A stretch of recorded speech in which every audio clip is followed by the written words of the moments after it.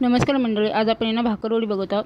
त्यासाठी मी दोन वाट्या मैदा घेतला, अर्धा वाटी बेसन घेतला, नंतर 2 चमचे तांदळाचे पीठ घेतले, त्याच्यामध्ये ओवा, तूप टाकलं किंवा तेल टाकलं तरी चालेल गरम करून, मीठ टाकलं आणि व्यवस्थित असा गोळा मळून घेतला। छानपैकी असा गोळा मळून घ्यायचा। नंतर एका पॅनमध्ये मी धने टाकलेले 1 चमचा, तीळ, खसखस, बडीशोप, जिरे असं सगळं टाकून यांना व्यवस्थित भाजून घेतलं मिश्रण, आणि बडीशोप टाकलं 1 चमचा आणि व्यवस्थित मिश्रण यांना भाजून घेतलं। आणि नंतर सुकं खोबरं पण यांना 2 चमचे भाजून घेतले व्यवस्थित असे लालसर होईपर्यंत। आणि हे सगळं मिश्रण मिक्स करून एका मिक्सरच्या भांड्यात मिक्स केलं, आणि त्याच्यामध्ये लाल तिखट, हळद, मीठ, गरम मसाला, मीठ सगळं टाकून यांना मिश्रण मिक्सरला फिरवून घेतलं। आणि त्याच्यामध्ये थोडीशी साखर पण टाकली 1 चमचाभर।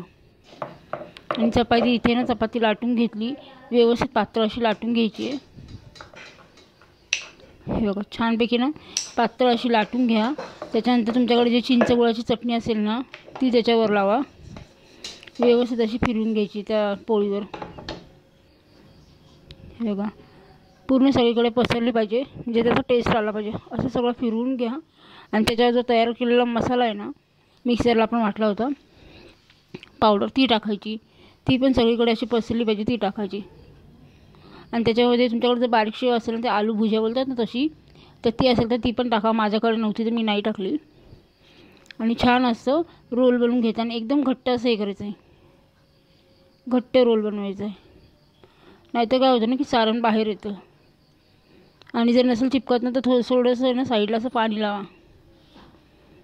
एकदम थोडंसं साईडला पाणी लावायचं। मला का पाणी लावायची गरज नाही पडली।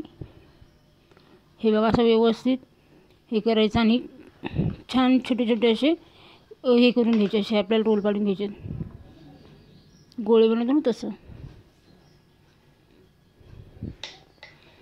हे बघा, छानपैकी असं कट करून घ्यायचे त्याला। आणि कट केल्यानंतर त्याला प्रेस करायचे। आणि एका पॅनमध्ये तेल गरम करायला ठेवलं तुम्ही, आणि पॅनमध्ये तेल गरम झाल्यानंतर गॅस बारीक केला, आणि त्याच्यामध्ये मी ते डीप फ्राय केले होते। हे बघा,